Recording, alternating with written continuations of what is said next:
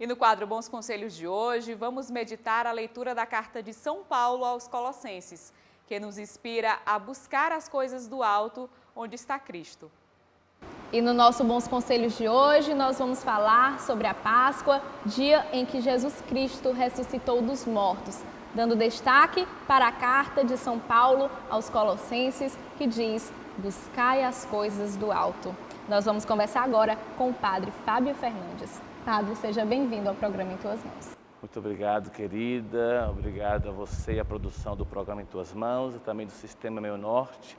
Quero aproveitar e desejar a todos uma Santa Páscoa do Senhor, que nós possamos renovar em nós a nossa esperança, buscando as coisas do alto. Então, Padre, o que São Paulo quis dizer com buscai as coisas do alto? Explica pra gente. É muito presente nos escritos de São Paulo a ideia dual, céu, terra, bom, mal, luz, trevas, também como no Evangelho segundo São João. E quando ele então escreve, ele escreve para uma comunidade concreta e pede a esta comunidade que, apesar de todas as situações que nós vivenciamos neste mundo, que o ímpeto da graça de Deus em nós nos faça desejar as coisas do alto, ou seja, o paraíso, a vida em Deus. Isso depois a igreja vai desenvolver e vai estruturar, fazendo-nos compreender que o desejo pelas coisas do alto não pode nos fazer descuidado com as coisas da terra. Mas, em suma, buscar as coisas do alto, compreendendo que toda essa realidade terrena humana é vã, é passageira.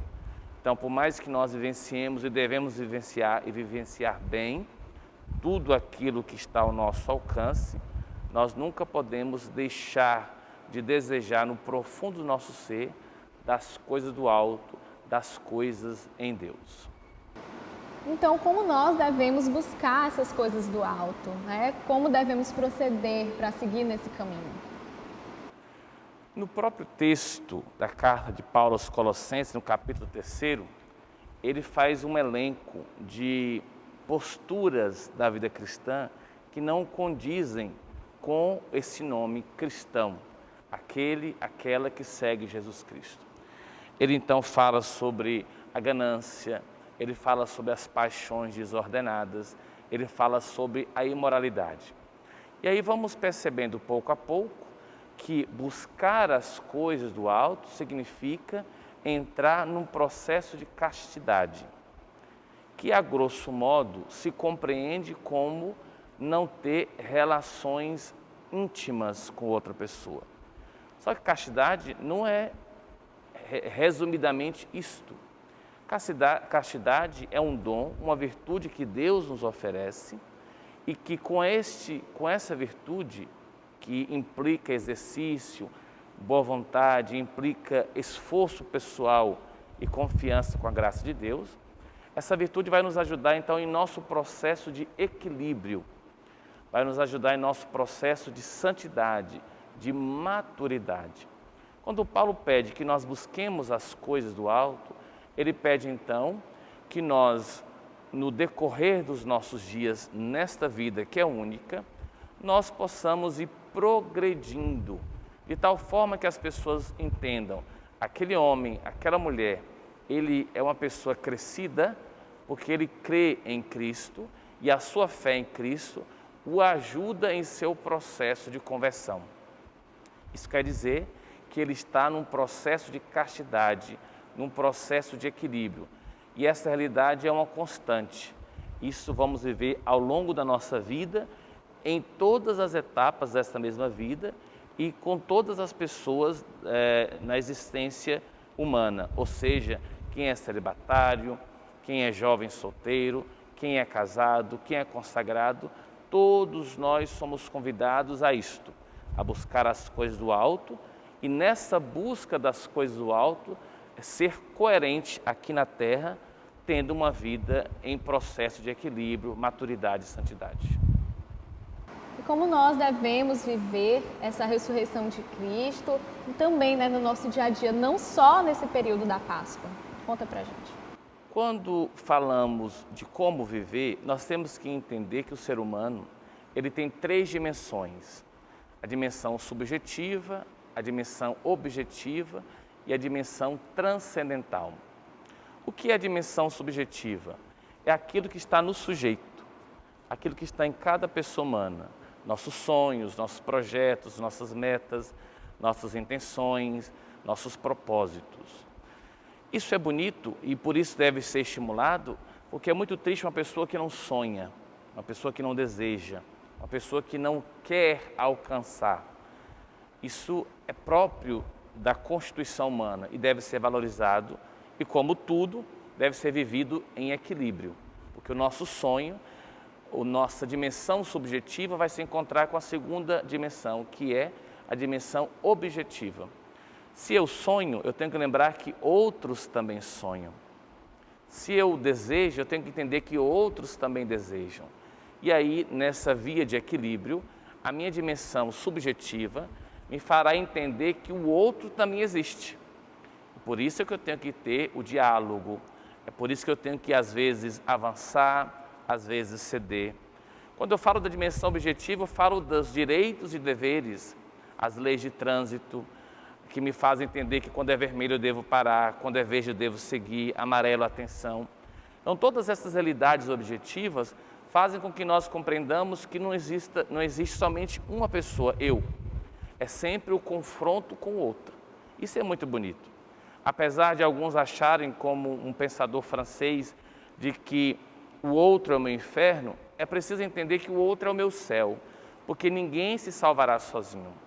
Ninguém poderá viver o paraíso sozinho, é sempre uma comunhão. E por fim, a terceira dimensão, que já foi tantas vezes rebatida, tantas vezes ridicularizada, é justamente a dimensão transcendental. Isso quer dizer que cada homem, cada mulher, em qualquer canto deste mundo, em todos os períodos que foram registrados pela história, todo homem e toda mulher tem um ímpeto para as coisas do alto, para a dimensão transcendente. Nós estivemos e ainda estamos numa pandemia que de fato nos desestabilizou. Vejamos o tanto de pessoas que se reaproximaram do sagrado. Vejamos o tanto de pessoas que dobraram seus joelhos e que procuraram compreender e sobretudo, entender o sentido de tudo isto. É a dimensão transcendente. E você me pergunta, como? Eu convido, primeiramente, a baixarmos a guarda, ou seja, não entender que a dimensão transcendental é algo ridículo. Ao contrário, é algo que nos complementa, que nos enleva, que nos faz crescidos. Depois, eu devo crer, mas eu não posso crer apenas como eu quero crer. Eu tenho que crer segundo uma comunidade, porque senão a minha dimensão subjetiva, ela fica muito aflorada e fica sem sentido, fica sem limites. Nesse sentido, quando eu creio com uma comunidade de fé, a minha dimensão subjetiva, ela vai ser orientada por uma dimensão objetiva, ou seja, as leis daquela comunidade. E termino. Como é que podemos viver? Não apenas com olhar lá, um olhar aqui, porque aquele que diz crer em Cristo deve já, nos dias de hoje, vivenciar dia após dia a sua Páscoa, saindo da morte para a vida, saindo da corrupção para uma vida digna, saindo das coisas ilícitas para as coisas lícitas. E todos nós temos bom senso, todos nós temos fé.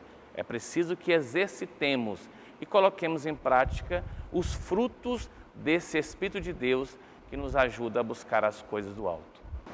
E para aqueles que desejam estar mais perto de Cristo, estar mais perto de Deus, qual conselho que o Senhor nos deixa, que o Senhor nos dá, para que essas pessoas sigam por esse caminho? Eu diria aquilo que o nosso arcebispo nos falou na missa do Santo Crisma, conhecida também como a Missa da Unidade, na Catedral de Nossa Senhora das Dores. Não percamos a esperança. Ele está conosco, Deus, Ele está conosco até o fim dos tempos.